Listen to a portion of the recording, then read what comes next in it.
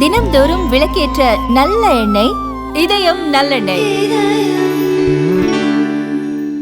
பெட்ரோலில் ethanol கலப்பதால் கச்சா எண்ணெய் இறக்குமதியில் 1.4 லட்சம் கோடி ரூபாய் சேமிக்கப்பட்டுள்ளது என மத்திய அரசு தெரிவித்துள்ளது. இது தொடர்பாக பேசிய மத்திய பெட்ரோலியத்துறை அமைச்சர் ஹர்தீப் சிங் புரி, இந்தியாவில் பெட்ரோல் மற்றும் டீசல் விலைகள் குறைந்துள்ளன.